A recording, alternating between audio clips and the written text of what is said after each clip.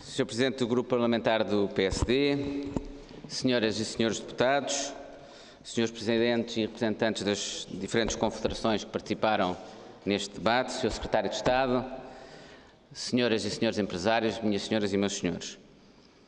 Não é fácil fazer um diagnóstico sobre o papel dos fundos em Portugal ao longo dos 30 anos da nossa adesão à União Europeia.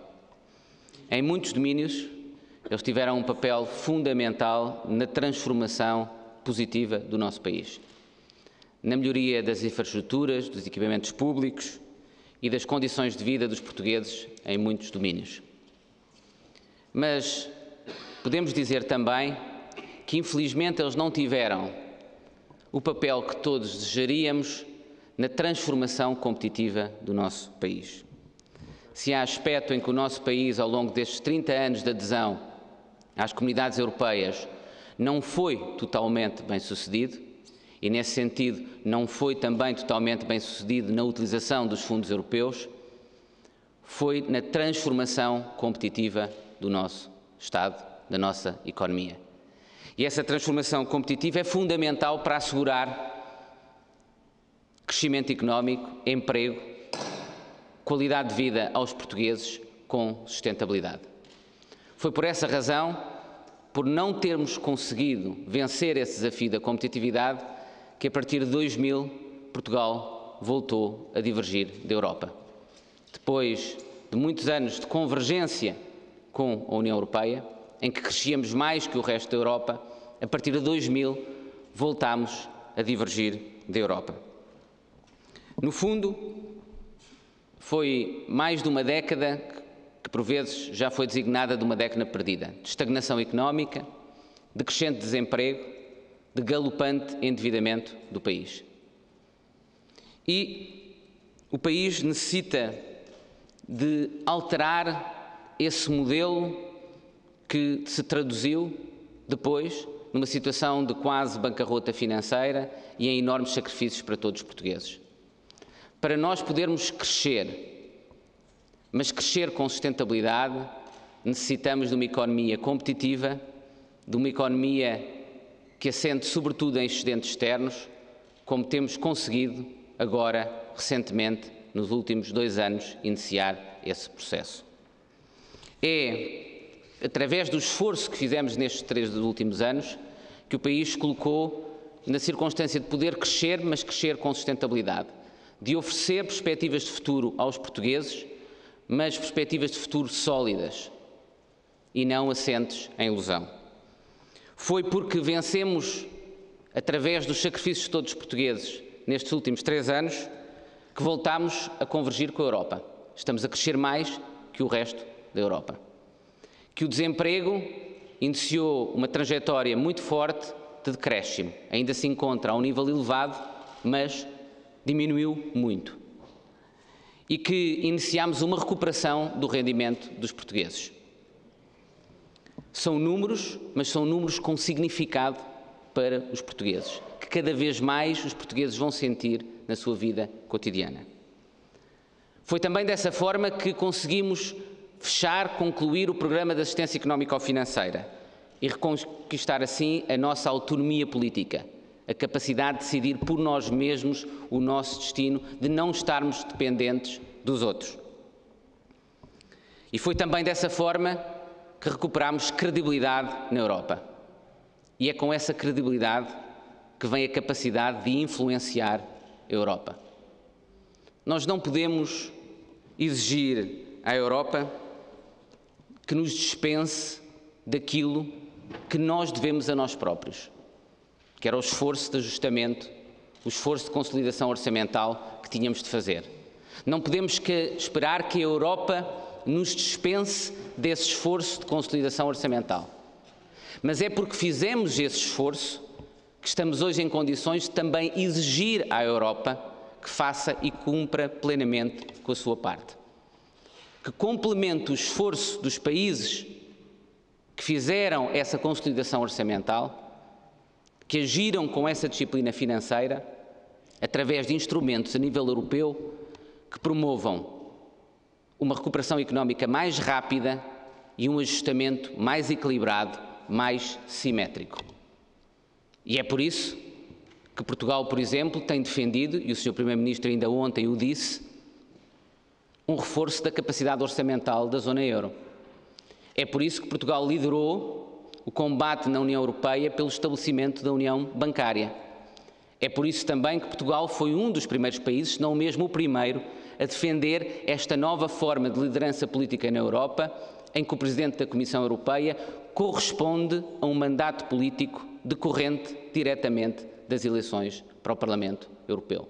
Em todos estes pontos Portugal liderou e tem vindo a liderar, com inteligência e assente na credibilidade que conquistou ao longo destes 3 anos de sacrifícios e da autoridade que resulta de cumprir com as regras europeias. É esse cumprimento com as regras europeias que nos permite dizer a disciplina orçamental é necessária, mas não é suficiente. A Europa tem de continuar a mudar como tem vindo a mudar e tem de o fazer, sobretudo para reconhecer o esforço de países como Portugal ao longo destes 3 últimos anos. É dessa forma que nós defendemos o interesse de Portugal na Europa. E é por essa razão também que nós conseguimos, com base nessa autoridade, com base nessa credibilidade, estar entre os primeiros países que viram os seus programas operacionais aprovados. É porque conseguimos essa credibilidade na Europa, conseguimos esse peso, essa influência na Europa, que vimos isso mesmo reconhecido pela Comissão Europeia na rapidez com que tratou o caso português, correspondendo à própria iniciativa e celeridade do governo português nesta matéria. Fomos dos primeiros países a ver concluídos os seus e aprovados os seus programas operacionais. E isso foi mais um reconhecimento da capacidade e da credibilidade que o país gerou ao longo destes 3 últimos anos. E um reconhecimento e uma forma de apoio da União Europeia, porque a União Europeia também compreendeu a importância que os fundos têm para Portugal ao longo dos próximos 7 anos. E num contexto em que continuaremos a ter limites quanto à nossa capacidade de investimento com meios orçamentais próprios. Nós procuramos agir depressa, mas também agir bem. Agimos depressa, correspondendo, aliás, da mesma forma, à taxa de execução que temos vindo a ter do último programa, em que lideramos na Europa. Estamos sempre entre o primeiro e o segundo lugar. Somos ou o melhor Estado, o Estado que mais executou fundos, ou então estamos no segundo. Andamos ali a combater pela liderança. Mas, para além disso, a celeridade com que temos conduzido a preparação do Portugal 2020, o próximo ciclo de fundos, coloca-nos na circunstância de poder esperar que ao longo deste ano vamos colocar na economia, com base nos fundos europeus, mais de 4 mil milhões, ou seja, o montante mais elevado alguma vez colocado de fundos europeus num único ano na economia em Portugal. Mas, como disse, não basta agir depressa, é preciso agir bem. E é por isso que tivemos uma preocupação muito grande com os critérios e com as regras de atribuição dos financiamentos, com o modelo de governo dos fundos europeus. E mudámos estruturalmente em vários aspectos fundamentais. Desde logo quanto às prioridades. A grande prioridade do Portugal 2020 é a competitividade e a internacionalização da nossa economia. Mais de 40% das verbas do próximo quadro financeiro vão para a competitividade e a internacionalização da economia. E nem sequer considero aqui 20% adicional de verbas que vão para o capital humano, que é sempre, como sabemos, um instrumento fundamental também no reforço da competitividade da economia. Para além dessa preocupação, temos uma preocupação muito grande também com a inclusão social e com o emprego.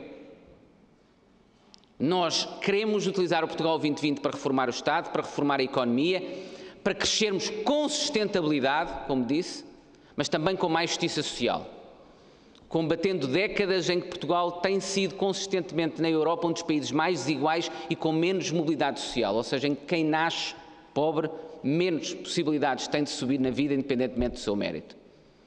E essa preocupação muito grande com a justiça social refletiu-se desde logo na circunstância de, pela primeira vez, existir um programa operacional específico para a inclusão social e para o emprego. Reflete-se também na circunstância das verbas para a inclusão social triplicarem face ao quadro anterior. Reflete-se igualmente na circunstância de criarmos um programa inovador, novo, o Portugal Inovação Social, que vai promover, por exemplo, apoios novos para o empreendedorismo social, que vai promover também o apoio a políticas públicas inovadoras. É bem o reflexo dessas prioridades novas que definimos para o Portugal 2020, das quais, volto a repetir, realmente a aposta na competitividade e internacionalização é crucial. Através de apoios à inovação, à qualificação empresarial, à internacionalização, ao empreendedorismo, à transferência de conhecimento do sistema científico para o nosso tecido empresarial.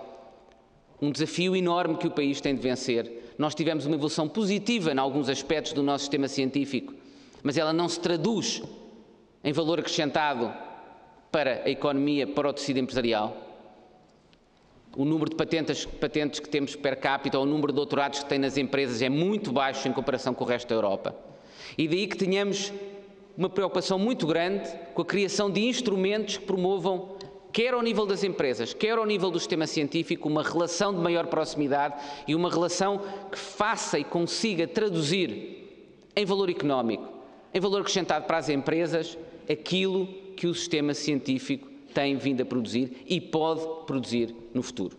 Iremos fazer isso através de apoios às incubadoras, a centros tecnológicos, a startups, à proteção da propriedade intelectual, às oficinas de transferência de conhecimento nas universidades, todo um conjunto de instrumentos visando promover essa transferência de conhecimento. Uma segunda grande mudança que introduzimos no Portugal 2020 é a orientação para resultados. Nós não vamos apoiar projetos, nós vamos contratualizar resultados. O financiamento que será, em última análise, atribuído a um projeto e a avaliação futura de projetos vão depender dos resultados obtidos. Mas esta exigência, e eu sei que é uma exigência e uma novidade importante que cria receios, muitas vezes, nos atores tradicionais do sistema, nos beneficiários tradicionais dos fundos, porque é uma lógica extremamente exigente. É uma lógica também nova para a própria administração pública, para as autoridades de gestão dos fundos, que vai exigir muito em termos de capacitação dessas próprias autoridades de gestão. Eu sei que essa exigência que estamos a colocar para garantir que o financiamento que é dado aos projetos depois se concretiza em resultados concretos ao nível do crescimento das exportações, do aumento da produtividade, do aumento do número de patentes em empresas, para garantirmos todos esses resultados, para garantir que a qualidade, que a formação profissional depois tem realmente reflexo no aumento da produtividade e da capacidade dos trabalhadores, tudo isso que esta orientação para resultados, esta contratualização com base nos resultados visa garantir, é exigente, gerará seguramente alguns receios inicialmente nos beneficiários tradicionais do sistema, mas é fundamental. É o ponto mais importante para garantir que aquilo que nós pretendemos obter com o Portugal 2020 vai ser obtido. E é por isso que essa exigência que estamos a colocar na programação e que existirá para todos os beneficiários, para todos aqueles que tiverem financiamentos do Portugal 2020, também a colocamos dentro da administração pública. Também a colocamos nas autoridades de gestão dos fundos. Pela primeira vez, há aquilo que designámos de uma reserva de desempenho, 6% do total do financiamento do Portugal 2020 vai ficar reservado e a meio do período do Portugal 2020 vai existir uma avaliação dos diferentes programas operacionais e das respectivas autoridades de gestão à luz dos resultados que também foram indicados para esses programas operacionais e autoridades de gestão. E aqueles que tiverem obtido melhores resultados vão beneficiar de verbas reforçadas para os seus programas. Portanto, a exigência ao nível dos resultados que estamos a impor para os beneficiários, também a impomos a nós próprios também a impomos a todas as autoridades de gestão dos fundos.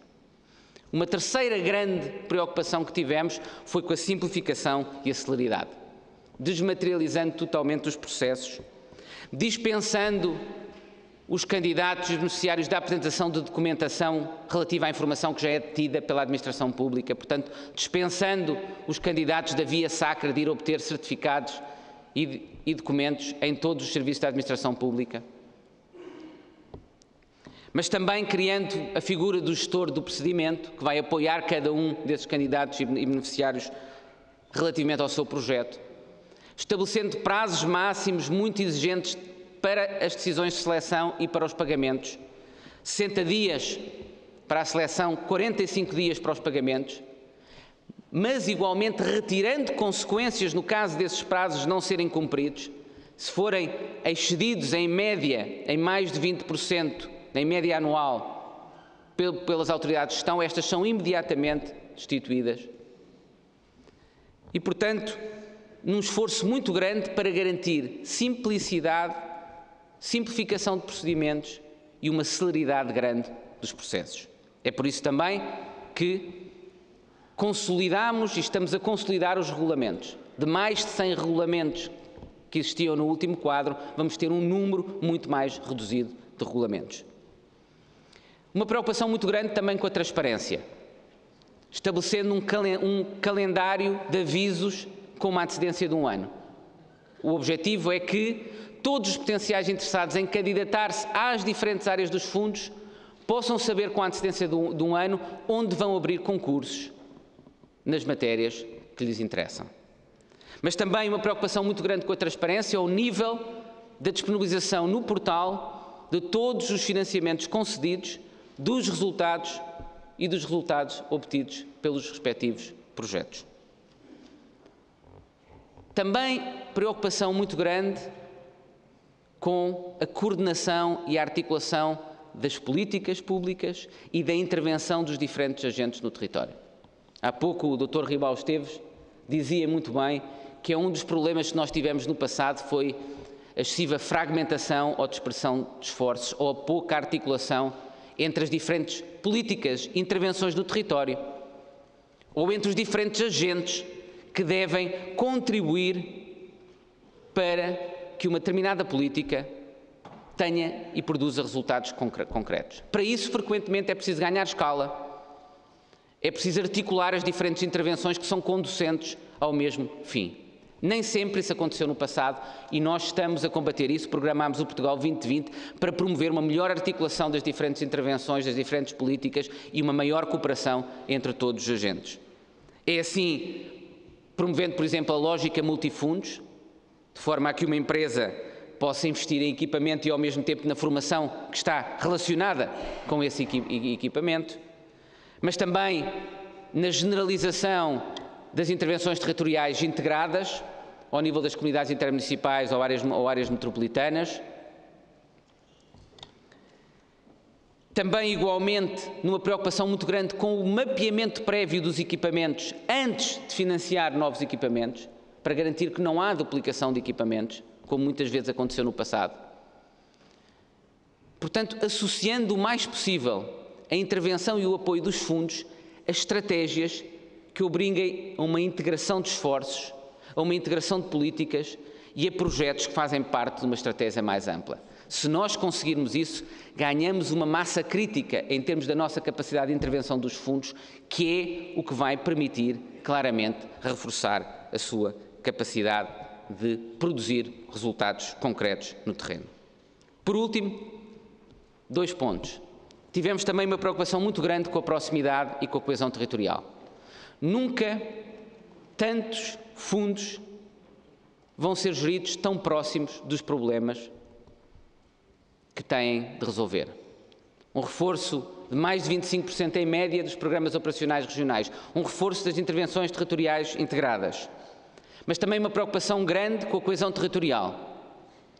Seja, como já aqui foi também mencionado pelo Sr. Secretário de Estado, majorando as comparticipações nos territórios de baixa densidade e, portanto, incentivando os investimentos nestes territórios de baixa densidade, mas também igualmente ou ainda mais importante, prevendo a abertura de concursos específicos apenas para territórios de baixa densidade. E por último, se me permitem, também temos uma enorme preocupação com a capacitação. No passado, na análise que fizemos dos projetos, das ações que correram melhor com os fundos europeus, frequentemente por detrás desses projetos está a capacitação dos agentes e a capacidade de liderança. E é por isso que nós estamos a desenvolver um esforço muito grande no sentido de capacitar todos os agentes privados, mas também os agentes públicos, para estarem preparados para o Portugal 2020, poderem tirar o melhor partido do Portugal 2020. Porque algo me parece certo. Para que se consiga aquilo que todo o país pretende, com o próximo ciclo de fundos europeus, e que era idealmente até virmos a ter muito menos fundos europeus depois de 2020, significaria que todas as nossas regiões, regiões desenvolvidas, seriam regiões desenvolvidas, e deve ser essa a nossa ambição. Para conseguir isso, e para conseguir o tal crescimento sustentável que os portugueses merecem, e com mais justiça social, é fundamental não apenas a ação dos agentes públicos, mas também de todos os agentes privados, de toda a sociedade. O Portugal 2020 é uma oportunidade. Está a ser programado para ser a grande oportunidade para o país, para os portugueses. Mas essa oportunidade só se concretiza se for utilizada por todos os portugueses. Muito obrigado.